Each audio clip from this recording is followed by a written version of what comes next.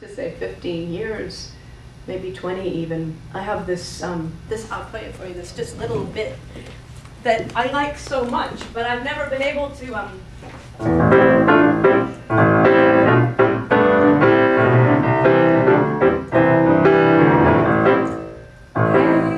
Hey, sir, remove your hat or I'll remove it for you. I like your little bite of legs that pass by me. I should have been more brazen in the Tower of London. Take a lesson from the raven in the Tower of London. And I love that so much, but it was another of my ridiculously high concept pieces. I wanted to write about the ravens in the Tower of London and how they would attack passers-by, and how that to me seemed to be like a symbol of anti-authority cheek. And I loved that whole idea. And actually I remember playing it for Steve Rapson once and he said, that is just too high concept. And I think that's what stopped me. Always. Well, not you, no, hey. Sorry Steve. No, but you're right. Like sometimes I get ahead of myself and I try to ask too much, where when the first night I met Lauren, I was playing a song and I said, well, I don't really know if it's finished. And you said, sometimes I think you should just let your song be finished. And then I finished the song that night. It's cool. Like instead of just overthinking, and because sometimes a melody is too good to keep it in its little cage. Maybe some of those ones you could just let them come out into the world and do what they want to do. Maybe he wrote a great, you wrote a great instrumental. That's true. That's happened to you, right? Yeah, sure. And there's been times where I think, I'm writing an instrumental, I want one, I haven't written one in a while, and I had to put lyrics to it, it's like, oh. But I do think the song knows what it wants to be. Yeah, I'd say. And as you arrange it, it knows, this is the bass line, that's not the drum part, things like that. What process do you go through to let verses spill out, even if they're horrible verses? What do you Association. Lots of blathering on my part. Yeah, sometimes I say, well, what am I singing about? And I just longhand prose everything I'm trying to say. Because I know it's not going to come out poignant at first, it's not going to come out poetic. And sometimes I'm too involved with the situation. And I don't want to say it wrong, and I want to say it corny. And I say, well, what are you trying to say? And sometimes I say, well, John Lennon said it perfectly. Like one time I remembered a line of his where he said in Julia, half of what I say is meaningless, but I say it just to reach you. And it was so sincere. And he was saying, look, you know, I don't even know what I'm trying to say, but I'm trying to reach you. And I thought that was so heartfelt. And so I said, well, how can I steal that line? How can I paraphrase that and not make it seem like you stole that line from John Lennon? And I said, I sing to be near your heart. And I thought that was a cool inspiration, because I always think all my favorite people, Stevie Wonder, Carly Simon, James Taylor, the Beatles, they just do it effortlessly. They don't have trouble with this like I do, you know. And so I said, well, be them for a second. How would they finish it? You know, and Paul would go, oh, it's dead easy, you know, you just say whatever, you just put this here, you put that there, it's done, right? You know, it's just a song, you know, it's not science, you know. And I go, yeah, just easy, just have fun with it, all right, you know, for the Beatles.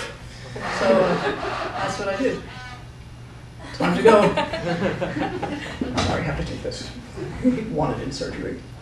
Yeah, it happened again with any other lines. If I like a line, especially like there was a line once where I was trying to write a love song on a Valentine's Day, not this particular past one, and I loved the line, and I saw her standing there where Paul says, my heart went boom as I crossed that room.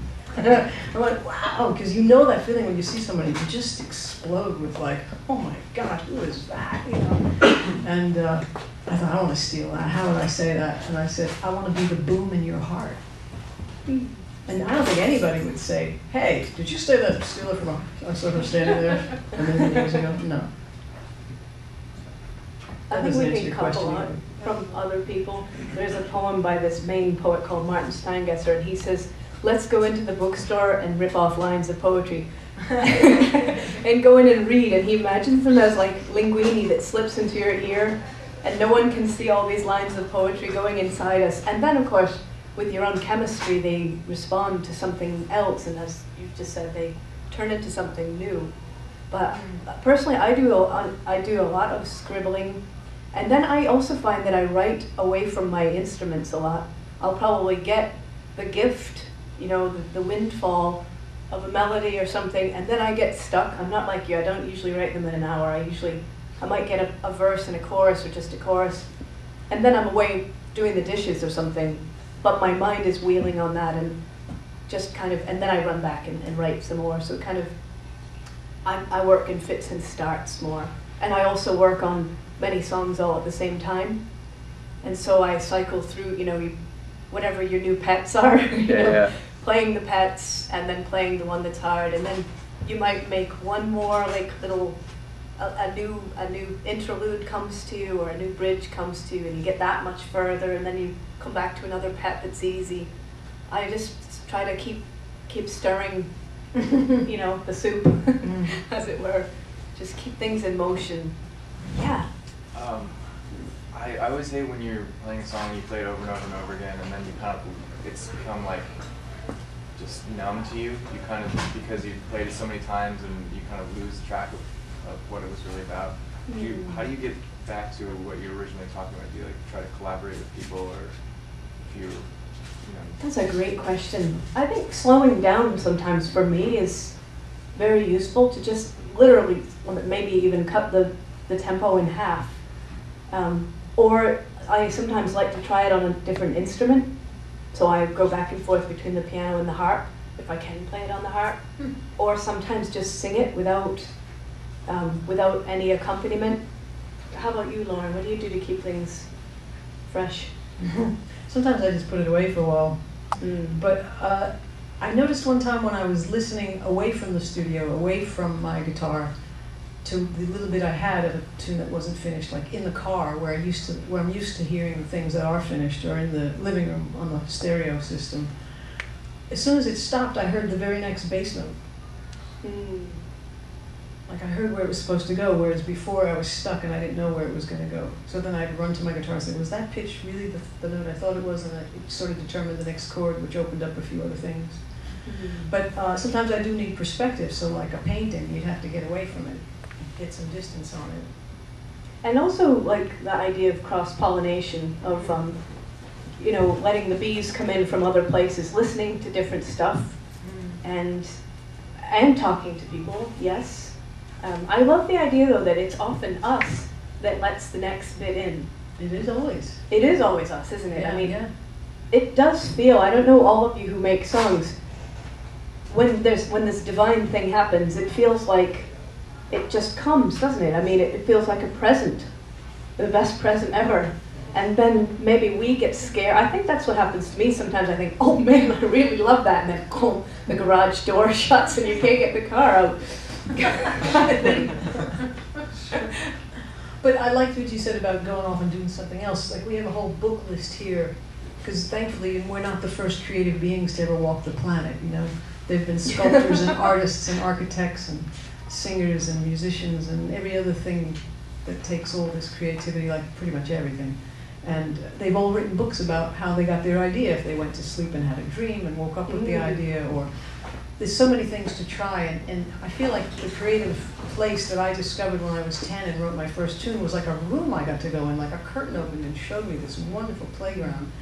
And every time I write songs, even now that I'm 50 years old, I still feel like I'm 10 when I'm writing, because I remember how magical that energy and all that felt around me. And I just love playing with the stuff that creates worlds. It's the same creative life force thing. It's just such a miracle to be able to mold things like that.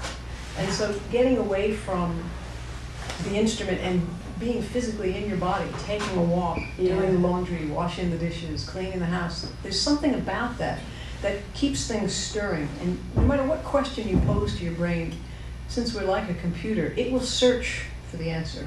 When you say, what word belongs here? What should the next verse be about?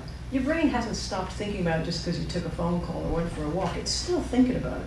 And then you're drawn to just the exact thing.